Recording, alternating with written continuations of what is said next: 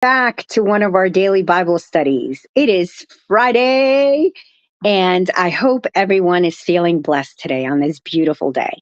Today we're studying a new book. We're going into First Chronicles, and it's actually First and Second Chronicles, but today we're just focusing on First Chronicles chapters 1, 2, and 3. But a little overview of that before I jump into the emphasis that we see in these books is that First Chronicle and Second Chronicle are divided into two books, but it's really one storyline. For the size of scrolls back then, they ended up writing it in two separate books. And it's actually the last book in the Hebrew books of the Old Testament. And it's kind of wrapping up the Old Testament. But it's also repeating some of the information of the books it's following from First and Second Samuel, as well as First and Second King. But the genealogy is huge. This genealogy is a little bit different in that it only focuses on David's lineage of family members, right?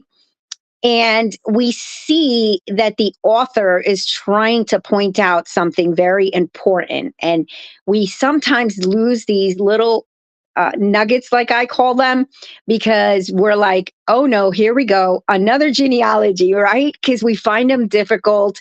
Some find it dry, some describe it as boring and can't get through it. And then when you see it repeat, it's like you almost want to skip it, but don't skip it because you're going to find some good nuggets in between it.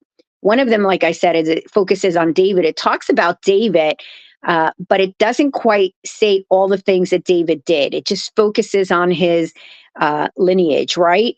The other thing is that it's very unique and it has its important points in it because the author is focusing on the main message, which is the message of hope, the message of the coming Messianic King, and about the new temple that is going to be built. You see, even in the midst of these genealogies, God uses every single story to show us how he sees us. You see in these genealogies, some that are described as, terrible, some are described as mighty warriors, but God still shows us through it all how much he loves us, how much he chases after us, and his mercy and his grace, which we don't even deserve.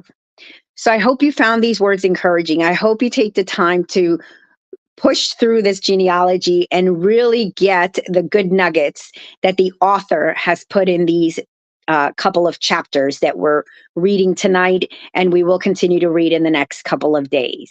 I'll give you back your Friday. I hope to see you guys on Sunday, service at 9 and 11 with breakfast and fellowship at 10:30. Have a blessed evening. God bless.